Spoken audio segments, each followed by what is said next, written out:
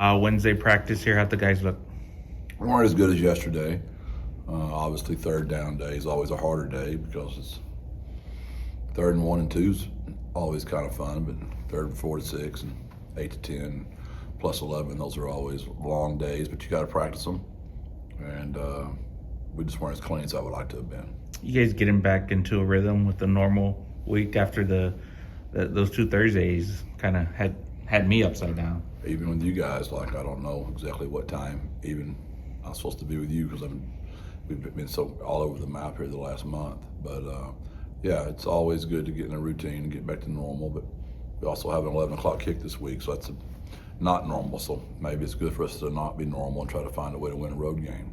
They still put the radio show on Tuesday. I was thinking about that. That messed me up, and it's next week's on Tuesday as well. And yeah, it's just look, it's that time of year. I told my guys that we're 4 and 5. Ideally, it's not where you want to be. But even when you're 7 and 2 or 8 and 1 and 9 and 0, which we've been all those things, this time of year is still tough, and we got to finish it. And that's why the culture pillar kind of worked out just right. Pound the fist, we got to finish it. And I've already told y'all this week we used the stone cutter analogy that it wasn't the 100th hit that broke the rock. It was the 99 before, and we just got to keep swinging. And our guys have done so much good since January, and I know I talked to y'all ad nauseum about that. And but we hadn't gotten the results we wanted on the road, and that's what we tried to build all this for. We don't tempo anymore like we used to on offense. We're very much huddling, trying to slow the game down, trying to run the ball, and we've crushed time of possession. We've controlled the game as far as first downs and those kind of things, and ran the ball well, but it just hasn't matched up. So my point being, we still got to finish. We got to keep swinging. And if I had the answers, I'd give them to y'all. We're working hard to find the answers. We just don't have them yet. When you talk about that balance of working through this time of the year, is there a tough trying to figure out whether you want to cut practice short to save guys some legs or where you need to push them more and things like that? Like, how do you calculate that? All that. I mean, pretty much if you feel like you're good at something, you try to minimize the expenditure on your legs. And what you still need to get work on, you got to burn them a little bit. So it's a fine line because when you're not playing as well as you want to, and the frustrating part is the inconsistency, on defense and offense as well in certain areas. And then on special teams, it showed its head as well. I mean, we have a great punt the other night, lands on the 3-yard line. We've got 2 gunners that have worked that thing a million times, to catch the ball, and we let it bounce, and it bounces over our head. We're not good enough right now to give them the ball on the 20. We've got to get them on the 3. All those little things add up. And why do we make those plays at home and we don't on the road? It's between your ears, it's 6 inches. It's mental toughness. And, as much as y'all talk about it with me, and I'm sure y'all get tired of it, you can imagine how tired we get of it trying to coach it and how tired my players get of not being able to respond to it. You mentioned the mental toughness component on Monday when you were talking about the defense. Have you sort of challenged the guys on that front this week, or has that been a conversation? How have they responded to that? Yeah, but that's all. It's been the conversation since January.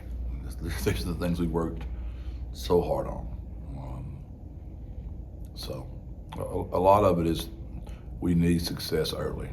But then you say that, and we were up 14-3 at Temple on the road, so we had success early. Think how many games we've driven down, score on the first drive. And this one we didn't, obviously. We did this one the most I can't say that backwards. I won't say what I was really thinking there. I guess that's not even you usually say it inverted. That's not a cuss word. My mom will be. I think she'll be okay with that. Mom, let me know if bass backwards is it's going to be not okay in the Linda Traylor household. You were critical of the offensive line play. Is there anything that you need to see different in this game, or is that just a matchup thing? Yeah, I mean, I still think Kamara's good enough to block that kid. I mean, I think that guy's really good, but Kamara's got to make that block for us, right? Scheme-wise, there's a couple of things. They did a better job than we did, but,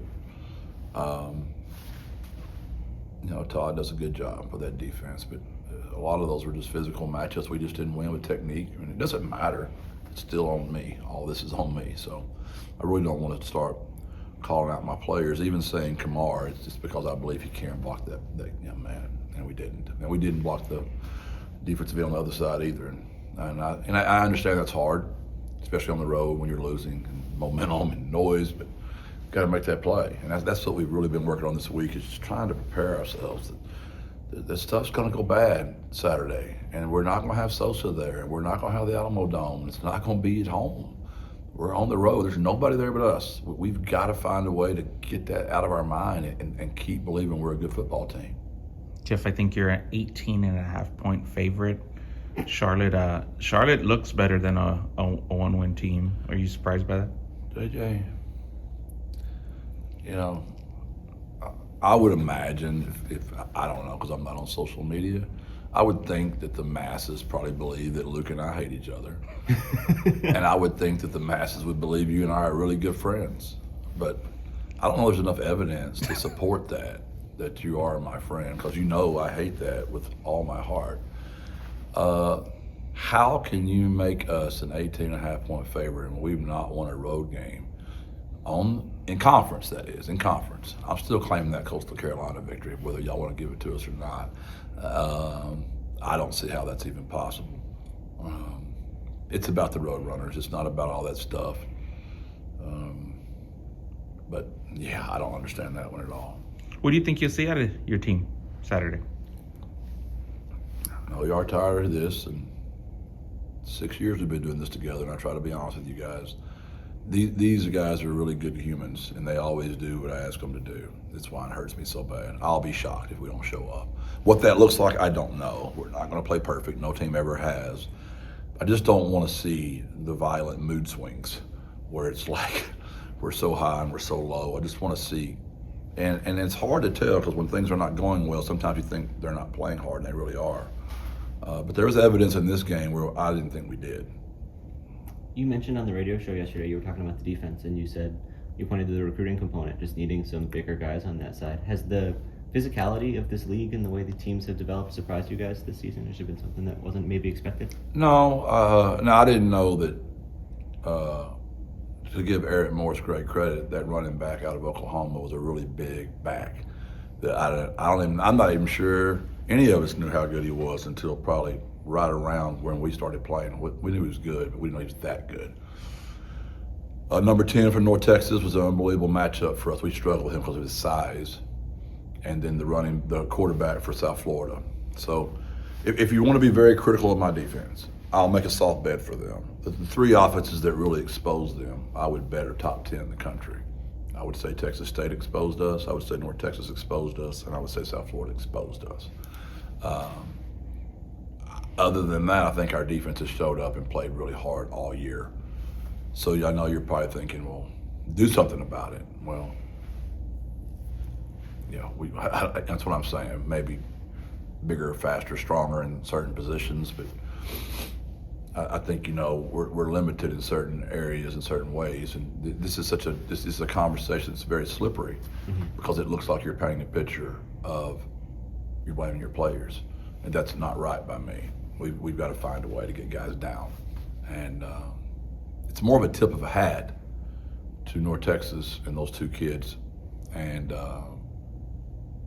South Florida, and then their defensive pressure on the edge of South Florida was different. I think that was very different than what we've played, maybe even of A&M, of how they got after us. I was thinking a bit more from the perspective of, as you build a defense, the kind of guys you need seems like it's different today from what it was going back a few years.